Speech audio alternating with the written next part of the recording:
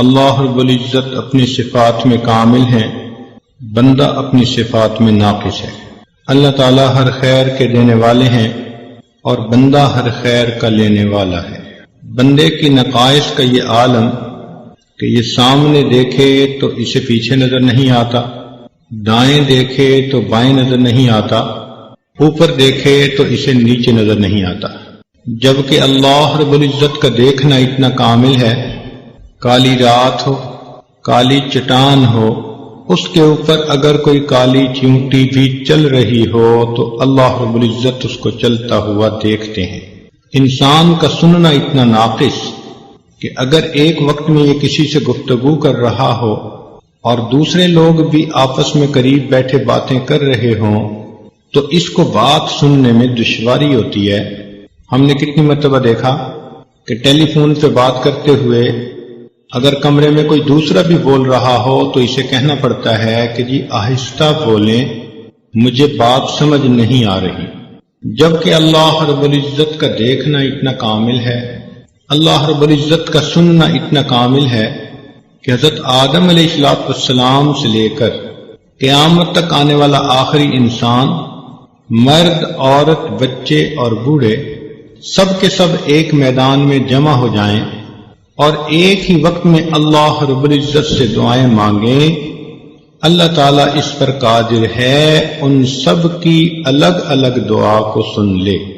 تو انسان اپنی صفات میں ناقص ہے، اللہ رب العزت اپنی صفات میں کامل ہے۔ انسان ہر خیر کا لینے والا ہے، اللہ تعالیٰ ہر خیر کے دینے والے۔ چنانچہ ہمارے پاس جو کچھ بھی ہے یہ ہمارا اپنا ذاتی نہیں، ملکیت نہیں، یہ سب اللہ رب العزت کی دین ہے اور اس کی عطا ہے۔ آپ ذرا غور فرمائیں، اگر اللہ تعالیٰ ہمیں صحت نہ دیتے ہم بیمار ہوتے، اگر اللہ تعالیٰ ہمیں مال نہ دیتے ہم بیکاری ہوتے، اگر اللہ تعالیٰ ہمیں بینائی نہ دیتے ہم اندھے ہوتے، گویائی نہ دیتے ہم گنگے ہوتے، سماعت نہ دیتے تو ہم بہرے ہوتے، ہاتھ پاؤں نہ دیتے تو لولے لنگڑے ہوتے، اگر اللہ تعالیٰ ہمیں کھانا نہ دیتے ہم بھوکے ہوتے، پانی نہ دیتے تو ہم پیاسے ہوتے، کپڑے نہ دیتے ہم ننگے ہوتے، اگر اللہ تعالیٰ گھر نہ دیتے بے گھر ہوتے، اولاد نہ دیتے لاولد ہوتے، اگر اللہ تعالیٰ ہمیں عزت نہ دیتے ہم دنیا میں ذلیل ہوتے، اگر اللہ تعالیٰ ہمیں عقل نہ دیتے تو ہم پاگل ہوتے۔ معلوم ہوا یہ جو عزتوں بھری زندگی ہم دنیا میں گزارتے پھر رہے ہیں یہ سب اللہ رب العزت کا کرم اور احسان ہی ہے۔ چنانچہ ہارون رشید ایک مرتبہ پیاسا تھا اور اس نے پانی مانگا تو لانے والے نے پانی کا پیالہ لا کر دیا۔ ایک اللہ والے وہاں بیٹھے ہوئے تھے، انہوں نے کہا بادشاہ سلامت، پانی پینے سے پہلے ذرا میری بات سن لینا کہ اگر آپ کو پیاس لگی ہو اور پوری دنیا میں ایک پیالہ کے سوا کہیں پانی نہ ہو اور وہ پانی والا آپ سے قیمت مانگے تو آپ کتنی قیمت دے کر پانی کا پیالہ خرید لیں گے؟ بادشاہ نے کہا کہ میں اپنی آدھی سلطنت دے کر بھی وہ پانی خریدوں گا اور پیوں گا۔ اس نے کہا اچھا، اگر آپ نے وہ پانی پی لیا اور وہ پانی آپ کے جسم میں جا کر کہیں بلاک ہو گیا، یورینیشن نہیں ہو رہی اور آپ کو سخت تکلیف ہو رہی ہے، چونکہ جن مریضوں کا پیشاب بند ہو جاتا ہے وہ تو زندگی اور موت کی کشمکش میں ہوتے ہیں، مچھلی کی طرح تڑپ رہے ہوتے ہیں، اگر آپ کی یہی حالت ہو اور پوری دنیا میں ایک طبیب ہے جس کے پاس دوا ہے جس سے وہ پیشاب آسانی سے خارج ہو سکتا ہے، تو آپ بتائیں کہ کتنے پیسے دے کر وہ دوائی خریدیں گے؟ بادشاہ نے کہا کہ اپنی آدھی سلطنت دے کر بھی وہ دوائی خریدوں گا۔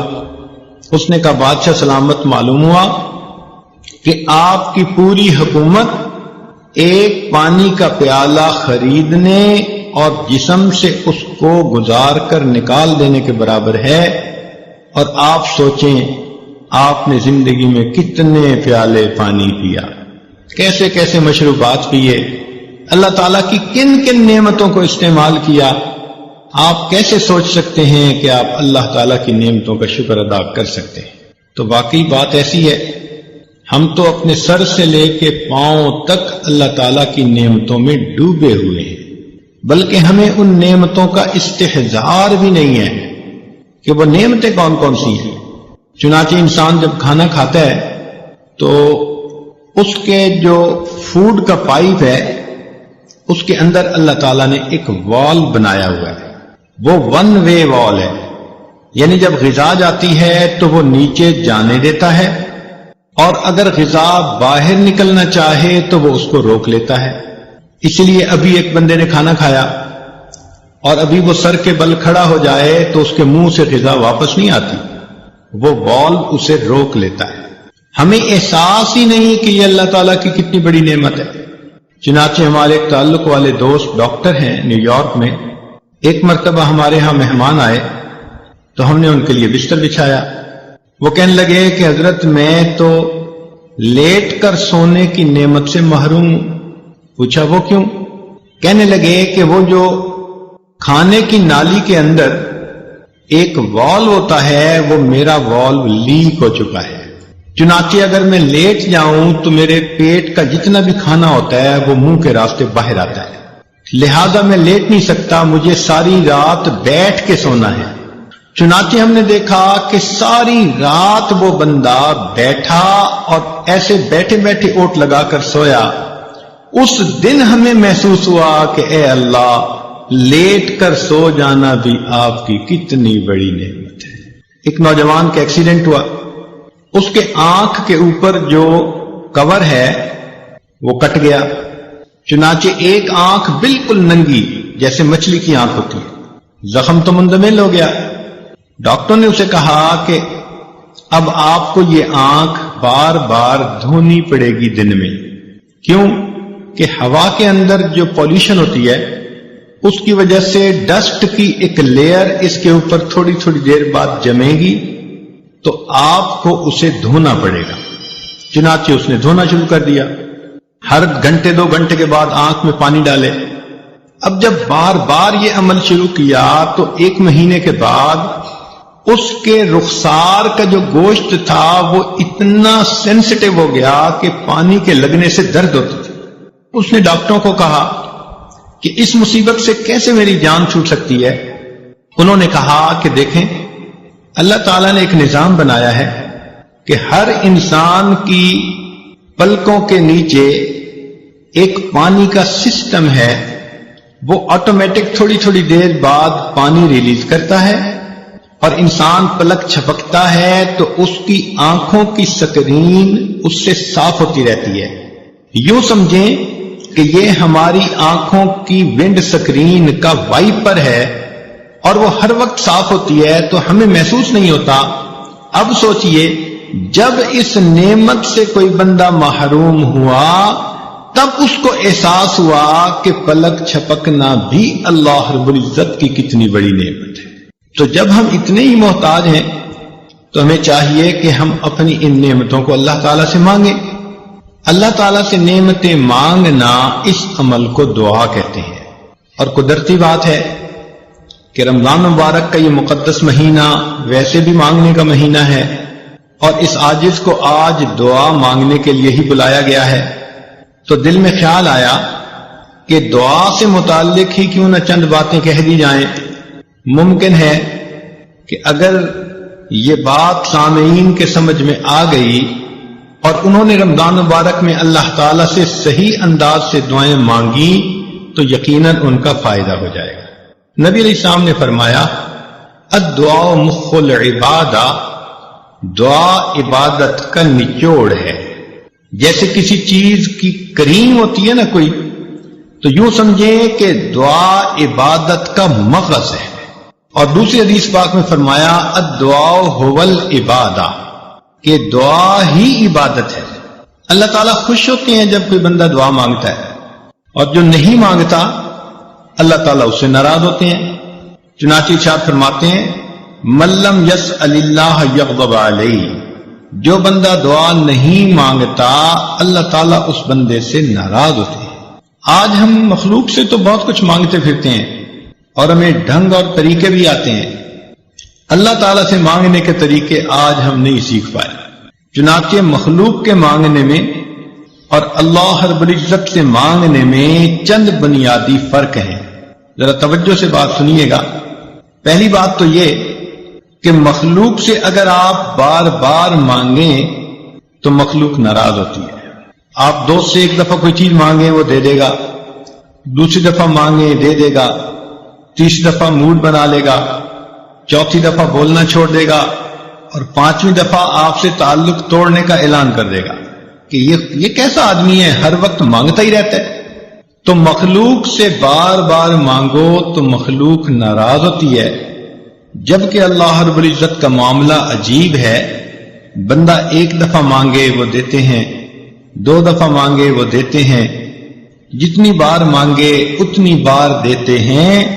بلکہ جو بندہ ہر چیز اللہ سے مانگے، ہر وقت اللہ سے مانگے، اللہ تعالیٰ اس بندے کو اپنا ولی اور دوست بنا لیتے ہیں.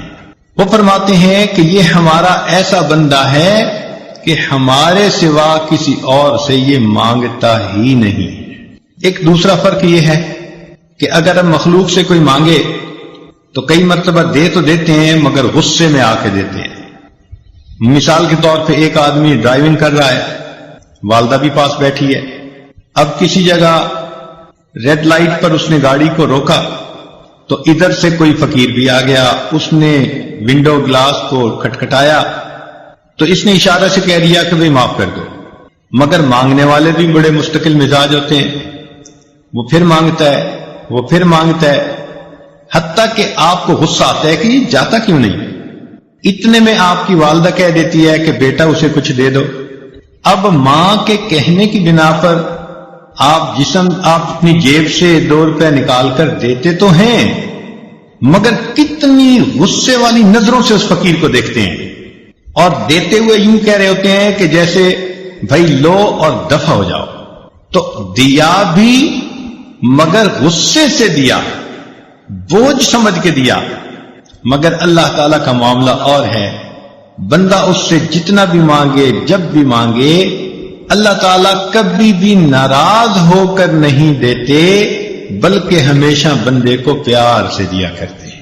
پھر مخلوق کے مانگنے میں ایک اور بھی ہے کہ اگر آپ کسی امیر بندے کے پاس جائیں اور ان سے کہیں جی کہ مجھے ایک چونی دے دیں، اور وہ بندہ اربوں پتی ہو تو وہ آپ سے غصہ کرے گا کہ آپ نے مجھے کیا فقیر سمجھا ہوا ہے جو مجھ سے چونی مانگنے آ گئے.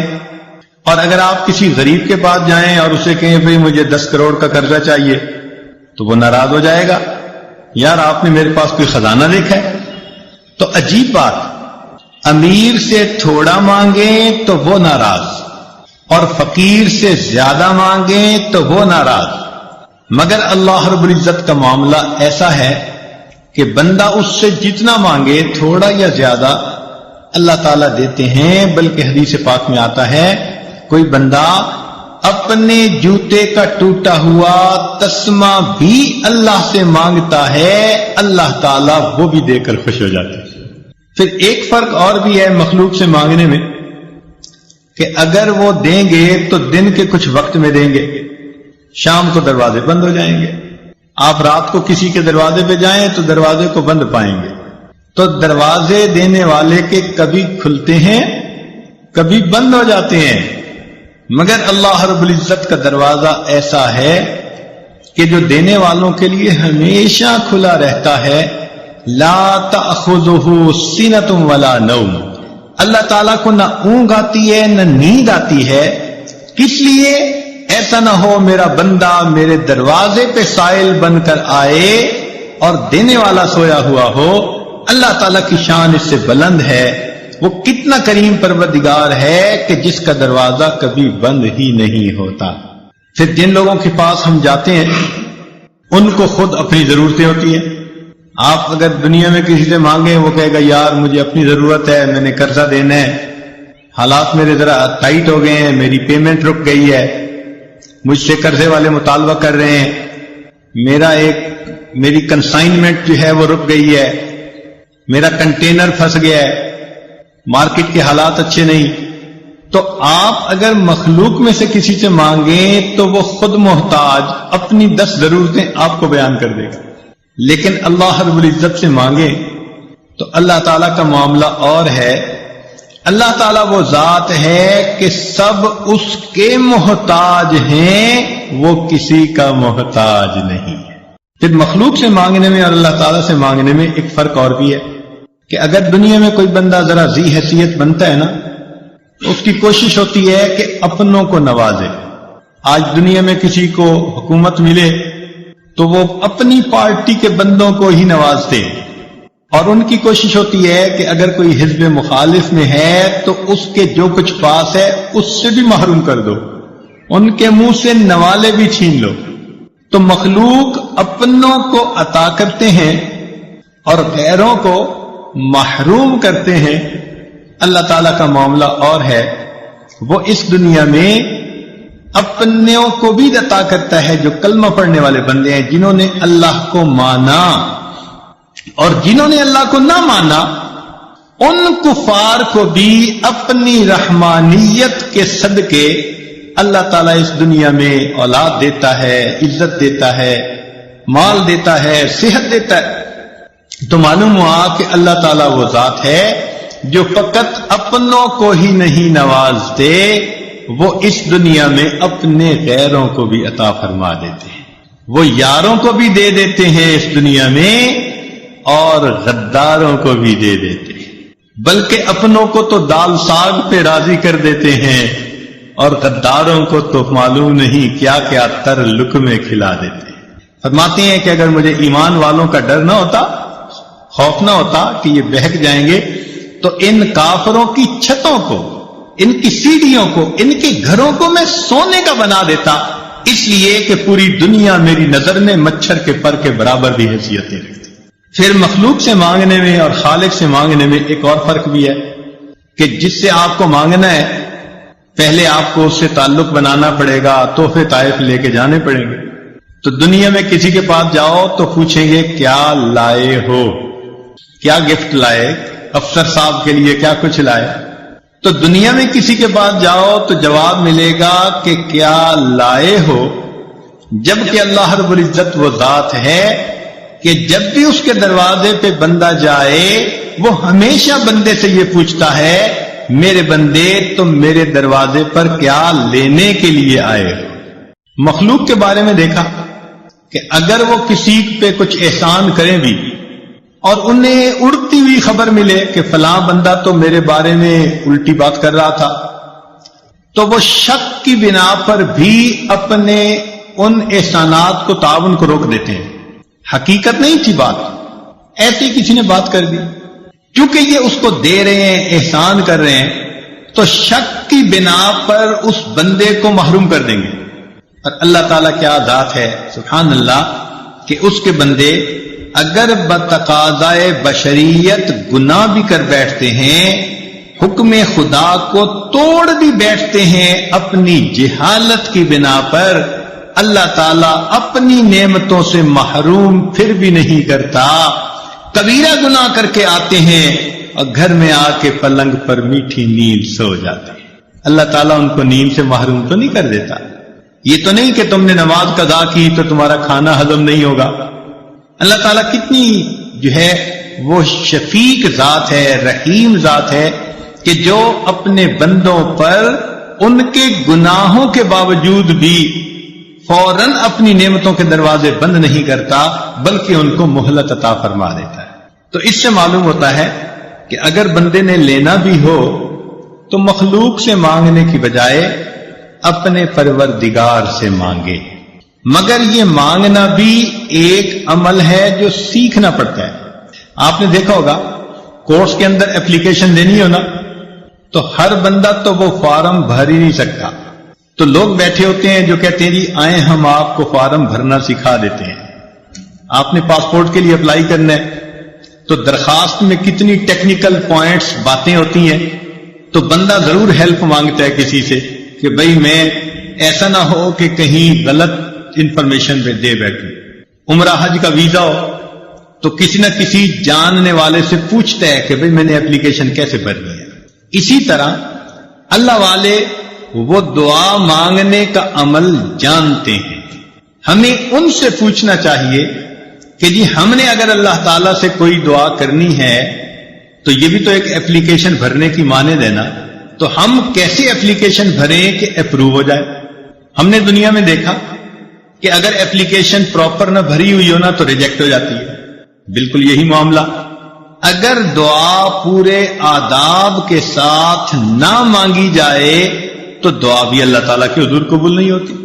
اب ہم پھر پریشان ہوتے ہیں وہ جی ہماری دعائیں قبول کیوں نہیں ہوتی، اور معاذ اللہ ایسے الفاظ کہہ بیٹھتے ہیں جی اللہ تعالیٰ تو ہماری سنتا ہی نہیں. حالانکہ ان ربی لسمیع الدعاء، میرا پروردگار تو ہر بات کو، دعا کو سنتا ہے. تو کیوں ایسا کہتے ہیں؟ بجائے اس کے کہ ہم یہ سوچیں اللہ تعالیٰ قبول نہیں کر رہے، کیوں نہ ہم یہ سوچیں کہ ممکن ہے ہماری دعا کے مانگنے میں کوئی فرق اور کمی ہو جس کی وجہ سے وہ قبولیت کے درجے پہ ہی نہ پہنچ رہی. ایک بات یہاں اور بھی ذرا کلیئر کرنی ضروری ہے. ایک ہوتا ہے دعائیں کروانا اور ایک ہوتا ہے دعائیں لینا. دعائیں کروانا بھی عبادت ہے، نیک کام ہے، لیکن دعائیں لینا اس سے بھی بڑا نیک کام ہے.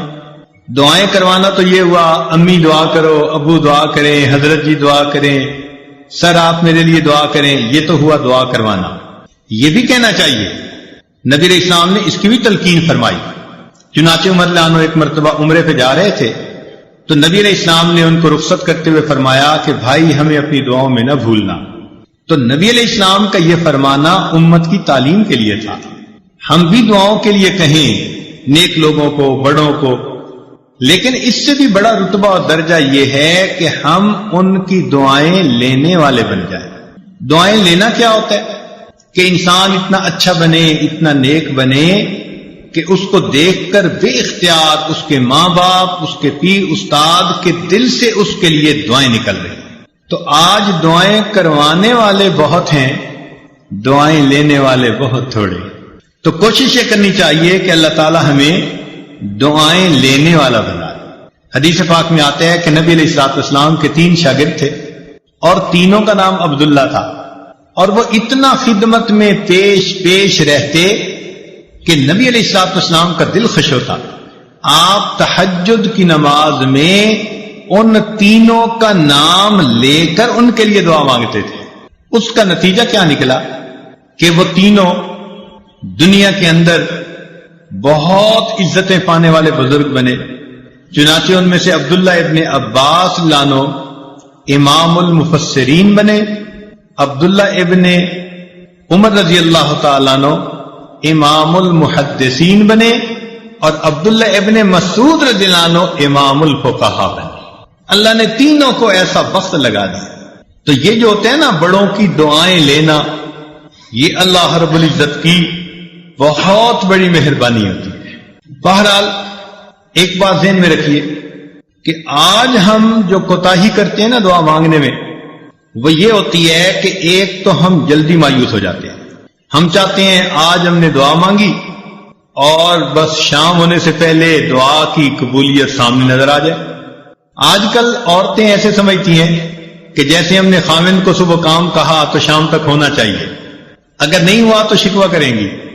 یہ اللہ تعالیٰ کو بھی اسی طرح ڈیل کرتی ہیں کہ جی ہم نے فجر کی نماز میں دعا مانگی تھی اور شام تک دعا قبول ہی نہیں ہوئی، ادھر بھی شکوے کرنے بیٹھ جاتی ہیں. اللہ تعالیٰ ہے، اس سے مانگنے کا طریقہ ہے. اس کی بارگاہ میں ناز نہیں چلتا، اس کے ہاں نیاز چلتی ہے، عاجزی چلتی ہے. کئی مرتبہ عورتوں کو دیکھا خط میں اپنے حالات لکھتی ہیں کہ جی میں نے دعا مانگی قبول نہیں ہوئی، بس میں نے تو دعائیں مانگنی چھوڑ دی. یعنی جیسے خاوند سے روٹھ جاتا ہے، یہ خدا کی بندیاں اپنی کم علمی کی وجہ سے اپنے خدا سے بھی روٹھی پھرتی. یہ نہیں دیکھیں گی کہ بھائی دعا مانگنے میں تو کوئی کمی ہوگی نا جس وجہ سے یہ اپلیکیشن ریجیکٹ ہو گئی ہے، اس پہ غور نہیں کریں گی، بلکہ اللہ تعالیٰ تو جی ہماری تو سنتا ہی نہیں. کیوں نہیں سنتا؟ حدیث پاک میں آتا ہے ہر بندے کی دعا قبول ہوتی ہے، مگر قبولیت کے 3 انداز ہیں. یا تو جیسے مانگی منو ان قبول ہو گئی، یا اللہ تعالیٰ اس کے بدلے کوئی بڑی مصیبت اس بندے سے دور کر دیتے ہیں، یا اس کو نام اعمال میں ذخیرہ کے طور پر لکھوا دیتے ہیں، اور قیامت کے دن اس کو اتنا دیں گے، حدیث پاک میں آتا ہے کہ وہ بندہ دعا مانگے گا، اللہ دنیا میں میری کوئی دعا نہ پوری ہوتی، ہر دعا ذخیرہ بنی ہوتی، اور آج اس دن مجھے اس کا اجر ملتا تو کتنی اچھی بات ہوتی۔ تین میں سے کسی نہ کسی ایک صورت میں دعا کا بدلہ ضرور ملتا ہے۔ اب اللہ تعالیٰ پابند تو نہیں ہے نا کہ ہم نے مانگی ہے تو اسی کو پورا کر دے۔ اللہ تعالیٰ حکمت والے ہیں، وہ دیکھتے ہیں کہ یہ دعا اس کے لیے پورا ہونا بہتر ہے یا برا ہے۔ کئی دفعہ بندہ پیسہ مانگتا ہے اور اللہ تعالیٰ جانتے ہیں کہ اس کو پیسہ مل گیا نا تو یہ اس کو ہضم نہیں کر پائے گا، یہ ایمان سے ہی محروم ہو جائے گا، یہ دین سے ہی محروم ہو جائے گا، تو اللہ تعالیٰ پھر اس کی اس دعا کو اس طرح قبول نہیں کرتے۔ جیسے بچہ انگارہ پکڑنا چاہے تو ماں کتنی محبت کرنے والی ہوتی ہے مگر انگارہ نہیں پکڑنے دیتی۔ اب بچہ روئے جی امی میری بات نہیں مانتی، نہیں، بچے کو نہیں پتا کہ وہ اس کے لیے نقصان دہ ہے، ماں کو پتا ہے۔ اسی طرح ہم نے جو مانگا ہمیں کیا پتا وہ ہمارے لیے ٹھیک ہے یا نہیں۔ اللہ تعالیٰ چونکہ رحیم و کریم ہے، اس لیے جو بندے کے لیے بہتر نہیں ہوتا اللہ تعالیٰ وہ نہیں کرتا۔ چنانچہ کئی بچیاں چاہتی ہیں کہ جی فلاں جگہ شادی ہو جائے، ہر بندہ چاہتا ہے پسند کی شادی ہو، تو اب ان کی اگر نیت بن گئی کہ ادھر شادی ہو جائے اور ہو نہیں رہی تو بس سب سے بیزار، بڑی دعائیں مانگی، بڑے وظیفے کیے، بڑا قرآن پڑھا، اور جی ہماری تو دعا قبول ہی نہیں ہوتی۔ اللہ کی بندی، آپ کو کیا پتا کہ وہ جو اس وقت اتنی محبتوں کا تمہارے ساتھ اظہار کر رہا ہے کل کو تمہارے ساتھ وہ کیا برتاؤ کرے گا۔ ممکن ہے کل کو وہ تمہیں سرے سے ہی طلاق دے دے، کل کو وہ تمہاری بجائے کسی اور کے ساتھ اپنے تعلق بنا لے اور تمہیں گھر کے اندر ذلیل کرے، دوسروں کے سامنے بے عزت کرے، اور تم اس وقت جینے کی بجائے مر جانے کو ترجیح دینے لگو۔ تو اس وقت انسان سوچتا ہے جی ادھر میرا رشتہ ہو جائے، اور وہ کہتے ہیں جی میری دعا قبول ہی نہیں ہوتی۔ بھائی قبول اس لیے نہیں ہو رہی، اللہ تعالیٰ بہتر جانتی ہے۔ تو اس لیے دعا جب بھی مانگی جاتی ہے اگر بندے کے حق میں بہتر ہو تو اللہ تعالیٰ اسی طرح پورا کر دیتے ہیں، بہتر نہ ہو تو اللہ تعالیٰ پورا نہیں کرتے۔ مثال کے طور پہ ایک بندے نے کہا اللہ مجھے امیر بنا دے، غنی بنا دے، اللہ تعالیٰ نہیں بناتے۔ کیوں؟ اللہ تعالیٰ جانتے ہیں اس کو مال ملا تو یہ اولاد کی تربیت کر نہیں سکے گا، اس کی اولاد نافرمان بن کے ایمان سے بھی خارج ہو جائے گی۔ کتنے لوگ ہیں مال ان کے گھر میں آ جاتا ہے اور ان کی اولاد ان کے ہاتھوں سے نکل جاتی ہے۔ ہمیں کیا پتا کہ کس وجہ سے یہ دعا قبول نہیں ہو رہی۔ اللہ تعالیٰ پہ بھروسہ رکھیں، اعتماد رکھیں، اس کو اپنے اوپر ماں سے بھی 70 گنا زیادہ مہربان سمجھتے ہوئے سوچیں کہ کوئی نہ کوئی حکمت ہوگی جو من و ان قبول نہیں ہوگی۔ اور ہمیں کیا پتا کہ اللہ تعالیٰ نے اس دعا کے بدلے کوئی مصیبت سے بچایا ہو۔ آپ ذرا غور کریں، آپ گاڑی میں جا رہی ہیں اور کئی مرتبہ بس ایکسیڈنٹ ہوتے ہوتے بچتا ہے، تو ممکن ہے آپ کی مانگی ہوئی کسی دعا کے صدقے اللہ تعالیٰ نے آپ کو ایکسیڈنٹ سے بچا لیا۔ زلزلہ آیا، لاکھوں انسان مرے بھی اور زخمی بھی ہوئے، ہمیں جو اللہ نے اس زلزلے میں بچا لیا کیا پتا کسی وقت کی مانگی ہوئی کوئی دعا ہو۔ تو یوں کہہ دینا جی ہم نے مانگی ہے دعا قبول نہیں ہوتی، یہ جلد بازی اللہ تعالیٰ کے بارگاہ میں ظاہر کرنا مناسب نہیں۔ دعا مانگنی چاہیے، مانگتے رہنا چاہیے۔ آپ نے دیکھا ہوگا کہ بچہ کوئی چیز مانگتا ہے تو ماں شروع میں منع کر دیتی ہے نہیں دینی، پھر مانگتا ہے پھر وہ کہتی ہے نہیں دینی، جھڑکی بھی دے دیتی ہے۔ لیکن جب بچہ مانگتا رہتا ہے، اس چھوٹے سے بچے کو بھی پتا ہے کہ میں مانگتا رہوں گا نا تو امی دے دے گی۔ چنانچہ تھوڑی دیر کے بعد جب وہ روتا دھوتا ہے ماں کے سامنے، ماں چیز بھی لے کے دے دیتی ہے اور اٹھا کے سینے سے بھی لگا لیتی ہے۔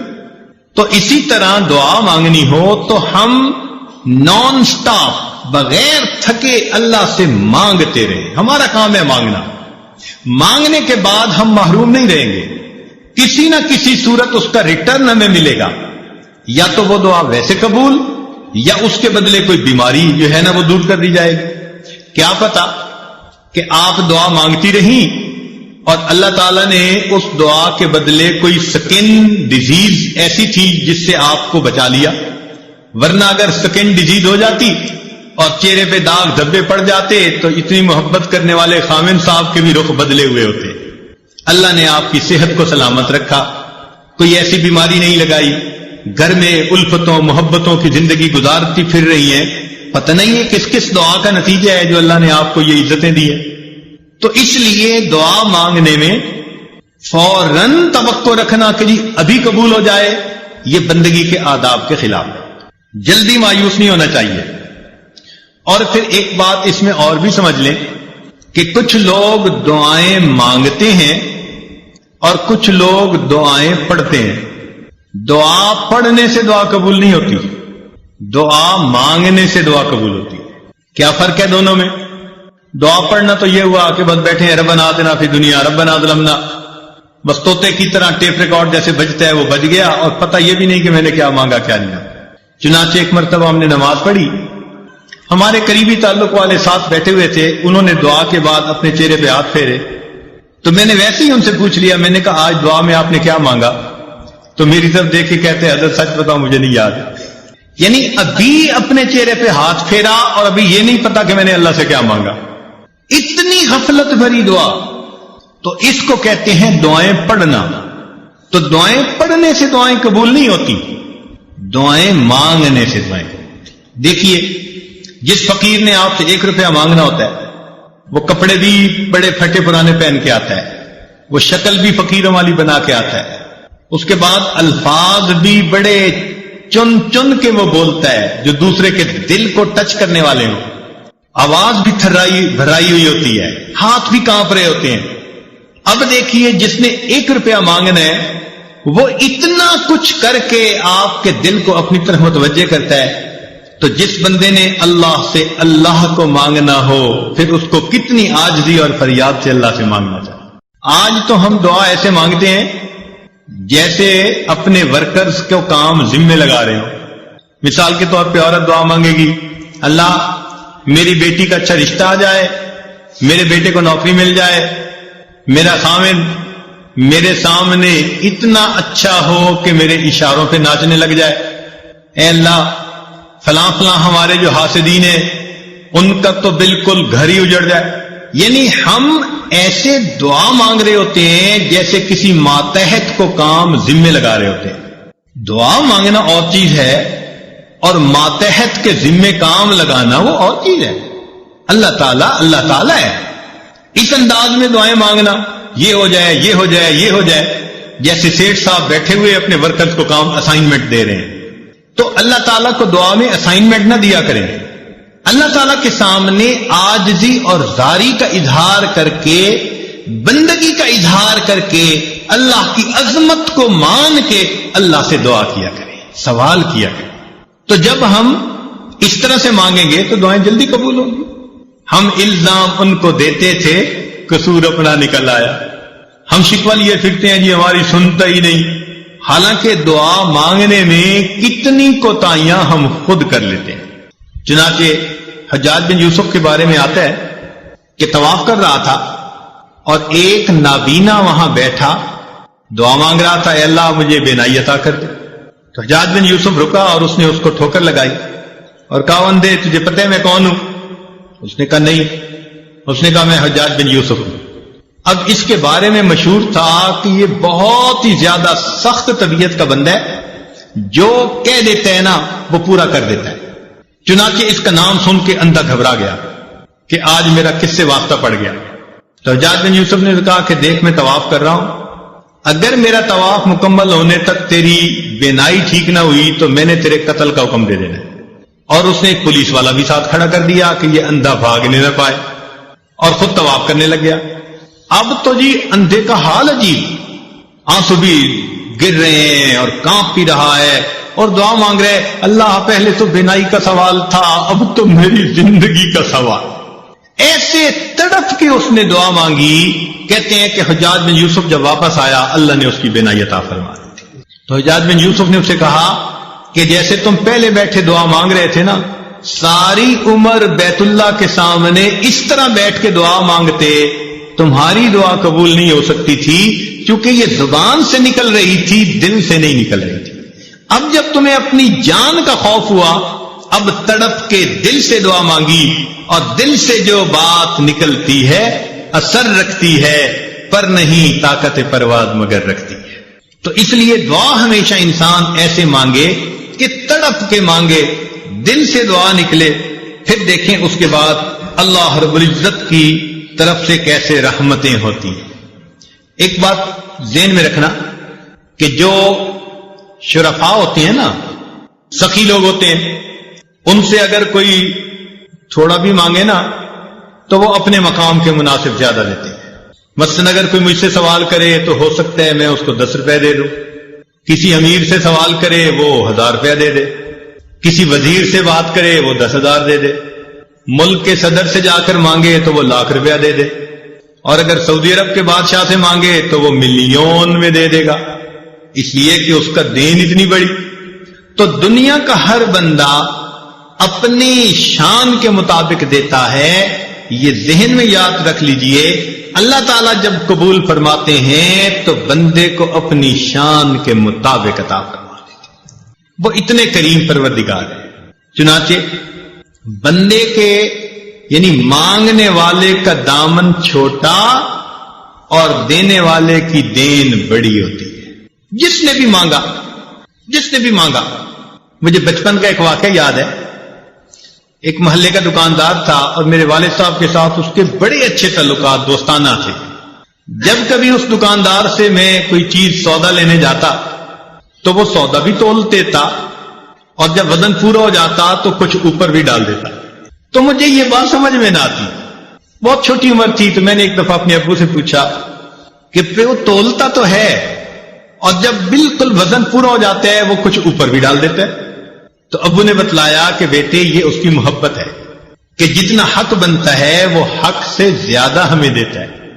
وہ بچپن کی بات آج یاد آتی ہے کہ اگر ایک انسان کے اندر محبت ہے، اخلاص ہے، تعلق ہے، وہ مانگنے والے کو اس کی مانگ سے زیادہ دیتا ہے، تو اللہ رب العزت تو بڑے کریم ہیں، رحیم ہیں۔ بندہ جب اللہ تعالیٰ سے مانگتا ہے، اللہ تعالیٰ اس کی توقعات سے بھی بڑھ کر اسے عطا فرما دیتا ہے۔ اب اس کی طرح 2-4 مثالیں سن لیجئے۔ حضرت ابراہیم علیہ السلام اپنی بیوی سیدہ ہاجرہ رضی اللہ تعالیٰ عنہا اور اپنے بیٹے اسماعیل علیہ السلام کو ملک شام سے لے آئے اور انہوں نے مکہ مکرمہ میں آ کر آباد کیا۔ وہاں پر کہیں سبزہ ہی نہیں تھا، نام و نشان ہی نہیں تھا، بالکل بواد غیر ذی زرع، کوئی زراعت کا نام و نشان ہی نہیں تھا۔ جب انہوں نے ان کو وہاں بسایا تو دعا مانگی کہ اے اللہ وارزقہم من الثمرات، ان کو کھانے کے لیے پھل عطا کر دیجئے۔ ہم جیسا کوئی ہوتا تو کھانے کے لیے روٹی پانی مانگتا، مگر انبیاء کی شان بلند ہوتی ہے، فراست بڑی ہوتی ہے، انہوں نے اللہ تعالیٰ سے کھانے کو پھل مانگے۔ اب دیکھیے کہ اللہ تعالیٰ نے ان کی دعا کی قبولیت کا جہاں تذکرہ کیا تو وہاں ارشاد فرمایا یجبا الیہ ثمرات کل شیء، اے میرے پیارے ابراہیم، ہم اس جگہ ہر چیز کے پھل پہنچائیں گے۔ حالانکہ ثمرات الاشجار کہہ دیتے تو بھی بات ٹھیک تھی کہ درختوں کے پھل، اور مانگنے والے کی نیت تو درختوں کے ہی پھل تھی نا، مگر جب دینے والے نے دینے کا اعلان کیا تو ثمرات الاشجار نہیں کہا، ثمرات کل شیء، ہر چیز کا ثمر پہنچے گا۔ چنانچہ آج آپ دیکھیں کہ کھیتیوں کا ثمر سبزیاں ہیں، درختوں کا ثمر ان کے پھل ہیں، ملوں کا ثمر ان کا پروڈکٹ ہے، کسی کا ثمر کپڑا، کسی کا ثمر چینی، کسی کا ثمر پلاسٹک کی چیزیں۔ تو پوری دنیا میں جو ثمر بھی کہیں سے نکل رہا ہے اللہ تعالیٰ اس کو اس مکہ مکرمہ کے دیش میں پہنچا رہے ہیں۔ انسانوں کا ثمر ان کی اولاد ہوتی ہے، اور دیکھو انسان اپنی اولاد کو وہاں بھیجنے کے لیے دعائیں مانگے، جی دعا کرو میرے بیٹے کا سعودی عرب میں کام بن جائے، ہم اپنے دل کے ثمر کو بھی وہاں بھیجنے کے لیے تیار ہیں۔ تو دیکھیے انہوں نے تو درختوں کے پھل مانگے، اللہ نے ہر چیز کا پھل اس جگہ پر پہنچا دی۔ دوسری مثال، بی بی آسیہ، فرعون کی بیوی، جب اس نے ایمان قبول کر لیا، فرعون کو پتا چلا تو اس نے پہلے وارننگ دی، اور جب اس کو پتا چلا کہ یہ پکی ہے تو اس نے کہا کہ دیکھ میں تمہیں اس محل سے ذلیل کر کے نکال دوں گا۔ چنانچہ کتابوں میں تفصیل لکھی ہے، اس نے اس کو بہت سخت سزائیں بھی دی اور بہت ہی بے عزت اور ذلیل کر کے گھر سے نکالا۔ عورت کے لیے گھر سے اس کو دھکا دے دیا جانا، اس سے بڑی سزا کوئی نہیں ہوتی۔ اس کو گھر والی کہتے ہیں نا، اور جب گھر والی کو بے گھر کر دیا جائے تو یہ اس کی زندگی کا سب سے بڑا صدمہ ہوتا ہے۔ چنانچہ اس ملکہ وقت کو اس نے اپنے محل سے ذلیل و رسوا کر کے نکال دیا۔ جب اس نے نکالا تو بی بی آسیہ نے اللہ سے دعا مانگی، رب ابن لی عندک بیتا فی الجنہ، اے اللہ مجھے اپنے قرب میں جنت کا گھر عطا کر دیجیے، کہ اس جو ہے ظالم نے مجھے دنیا میں تو گھر سے نکال دیا، اے اللہ اس گھر کے بدلے میں جنت میں آپ کے قرب کا گھر چاہتی ہوں۔ اللہ تعالیٰ کو یہ دعا اتنی پسند آئی کہ قرآن مجید میں اس کا تذکرہ کیا۔ لیکن مزے کی بات بتائیں کہ مانگنے والی نے تو فقط گھر مانگا تھا، اور دینے والے نے گھر بھی دیا اور گھر والا بھی دے دیا۔ چنانچہ روح المعانی تفسیر میں لکھی ہے کہ جب خدیجہ کبریٰ رضی اللہ عنہا کی وفات ہونے لگی تو نبی علیہ السلام نے فرمایا کہ خدیجہ جب جنت میں جانا تو میری بیویوں کو سلام کہنا۔ تو وہ بڑی حیران، اے اللہ کے نبی صلی اللہ علیہ وسلم میں دنیا میں آپ کی پہلی بیوی ہوں، جنت میں آپ کی بیویاں کون؟ تو نبی علیہ السلام نے فرمایا کہ اللہ تعالیٰ نے بی بی مریم اور آسیہ کو جنت میں میری بیویوں میں شمار فرما لیا۔ سبحان اللہ، مانگنے والی نے گھر مانگا تھا، دینے والے کی دین کتنی بڑی ہے، اللہ تعالیٰ اس کو اپنے محبوب کی ایسا خامد عطا فرما دیا۔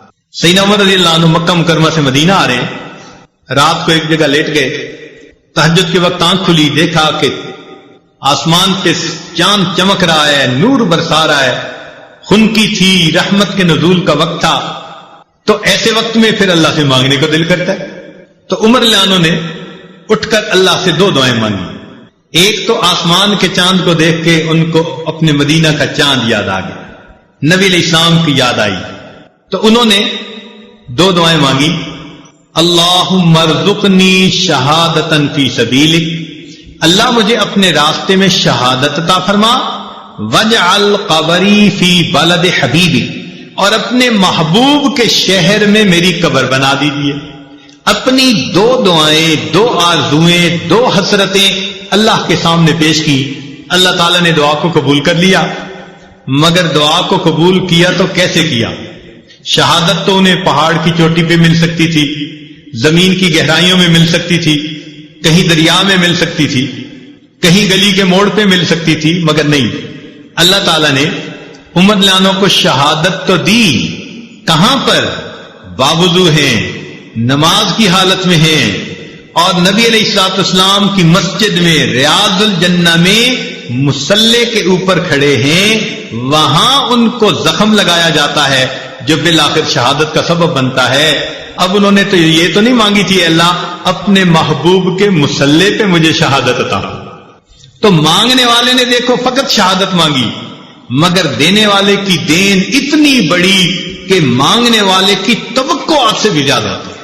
انہوں نے دعا مانگی تھی، اللہ محبوب کے شہر میں مجھے دفن ہونا نصیب فرما، تو اگر جنت بقیع میں دفن ہو جاتے تو دعا پوری ہو جاتی، مگر نہیں، اللہ تعالیٰ نے جب دعا قبول کی تو ان کی توقع سے بڑھ کر معاملہ کیا، کیا کہ اللہ تعالیٰ نے ان کے لیے اپنے محبوب کے حجرے میں محبوب کے قدموں میں دفن ہونے کی توفیق عطا فرما دی۔ تو دستور یہ نکلا کہ مانگنے والا جو بھی مانگتا ہے، دینے والا اس کی امیدوں سے بڑھ کر اپنی شان کے مطابق عطا فرماتا ہے۔ وہ دینے والا بڑا کریم ہے۔ خدا کی دین کا موسیٰ سے پوچھئے احوال کہ آگ لینے کو جائیں پیمبری مل جائے۔ ہم کو شکوہ ہے ہمارا مدعا ملتا نہیں، دینے والے کو گلا ہے کہ گدا ملتا نہیں۔ غفلت شعاری دیکھ کر بندے کی کہتا ہے کریم، دینے والا دے کسے دستے دعا ملتا نہیں۔ مانگنے والا ہاتھ ہو اور دل ہو تو پھر اللہ کیوں نہ عطا فرمائیں گے؟ وہ تو بلکہ دے کے خوش ہوتے ہیں۔ اس لیے ہمیں چاہیے کہ ہم اللہ کے حضور اللہ سے خوب نعمتیں مانگیں۔ ہمارے جانے میں دیر ہے، اس کی عطا میں دیر نہیں ہے۔ ہم تو مائل بکرم ہیں، کوئی سائل ہی نہیں، راہ دکھلائیں کسے راہ رو منزل ہی نہیں، طور تو موجود ہے موسیٰ ہی نہیں۔ جب رات مانگنے کا وقت ہوتا ہے، عام دنوں میں تہجد کے وقت، فجر کے وقت آنکھ ہی نہیں کھلتی۔ کس قدر تم پہ گراں صبح کی بیداری ہے، ہم سے کب پیار ہے ہاں نیند تمہیں پیاری۔ تو اس لیے ہم اللہ تعالیٰ سے اگر اس قبولیت دعا کے وقت میں مانگیں، حدیث پاک میں آتا ہے کہ تہجد کے وقت ایک فرشتہ کہتا ہے حل من سائل فعطی له، ہے کوئی سوال کرنے والا کہ جس کے سوال کو پورا کر دیا جائے۔ تو جب اللہ تعالیٰ کی طرف سے اعلان ہو رہا ہے کہ مانگنے والوں مانگو، ہم اس وقت میٹھی نیند سوئے ہوئے، گھوڑے بیچ کے سوئے ہوئے، پتہ ہی نہیں ہوتا کہ بھئی ہم نے تہجد بھی پڑھنی ہے، فجر کی نماز بھی پڑھنی ہے۔ کئی لوگوں کے لیے تو رمضان المبارک میں سحری میں اٹھنا مشکل ہے۔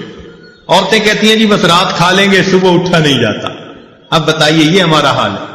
تو رمضان کے کچھ دن باقی رہ گئے، ان میں ہم اللہ تعالیٰ سے مانگیں۔ دیکھیے کتابوں میں لکھا ہے کہ ایک بوڑھا جس کی عمر 90 سال، بیوی بھی فوت ہو گئی، اولاد بھی نہیں تھی، بھائی بہن بھی چلے گئے، ماں باپ بھی چلے گئے، پوری دنیا میں وہ تنہا ہے۔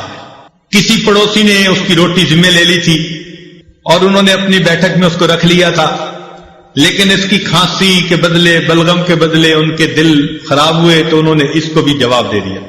اب جب انہوں نے بھی اپنے گھر سے دھکا دے دیا، یہ بے سہارا بوڑھا، پوری دنیا میں اس کا کوئی نہیں۔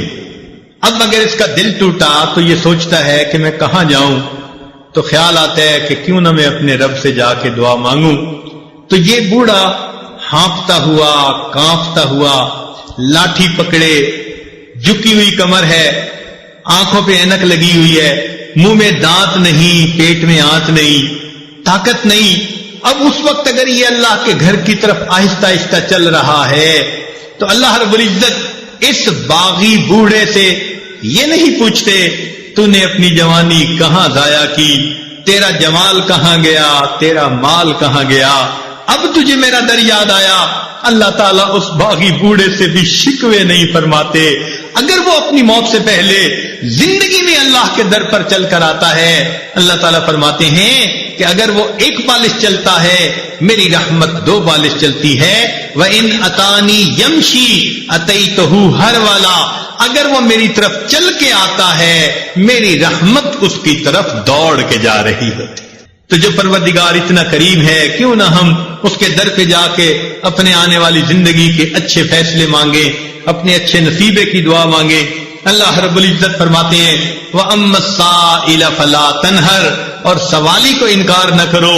اب سوچنے کی بات ہے، جب ہم جیسے کمزوروں کو اللہ حکم دیتے ہیں کہ تم سوالی کو جھڑکی نہ دو، روکو نہیں، تم سوالی کو انکار نہ کرو، تو اگر کوئی بندہ اس پروردگار کے در پر سوالی بن کر کھڑا ہوگا اور بیٹھے گا، اللہ تعالیٰ اپنے اس بندے کو کیسے انکار فرمائیں گے؟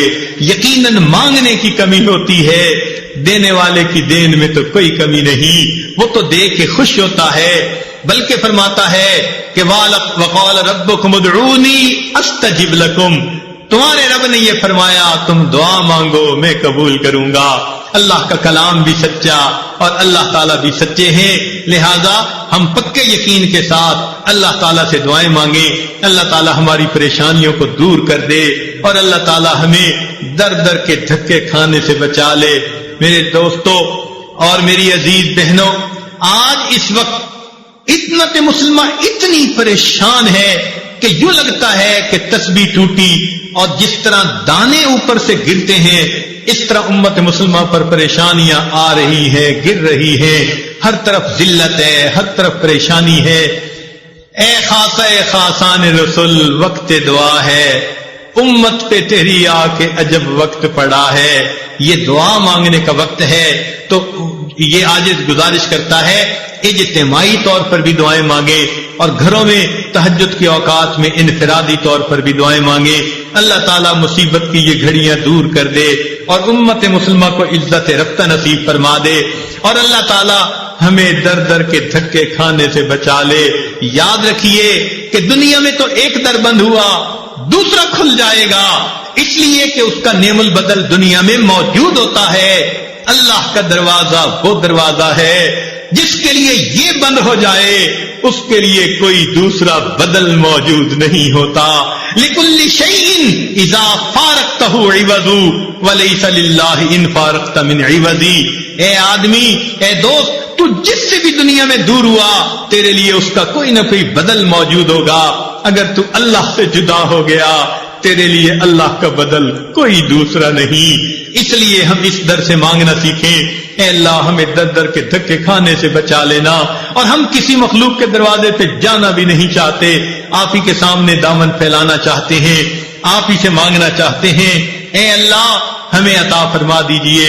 کسی نے کیا اچھی بات کہی کہ تنگ دستی کے جو عالم میں گھبراتا ہوں، تنگ دستی کے جو عالم میں گھبراتا ہوں، پر درے غیر پہ جاتے ہوئے کتراتا ہوں. تنگ دستی کے جو عالم میں گھبراتا ہوں، پر درے غیر پہ جاتے ہوئے کتراتا ہوں. ہاتھ پھیلانے میں محتاج کو غیرت کیسی شرم آتی ہے کہ بندہ تیرا کہلاتا ہوں. اے اللہ بندے ہم آپ کے کہلائیں اور غیروں کے در پہ اپنی پیشانیاں جھکائیں، ہمیں یہ پسند نہیں. اللہ جس طرح آپ نے ہماری پیشانیوں کو غیر کے سامنے جھکنے سے روک لیا، ہمارے ہاتھوں کو بھی غیر کے سامنے پھیلنے سے روک لیجئے، اپنے ہی در سے عطا فرما دیجئے. اس وقت وہ وقت ہے جبکہ پوری دنیا مسلمانوں کو الگ کرنے پہ تل چکی ہے. اللہ سے دعا مانگیے. اے اللہ سب نے ساتھ چھوڑ دیا، اب کہیں ہماری بدعمالیوں کی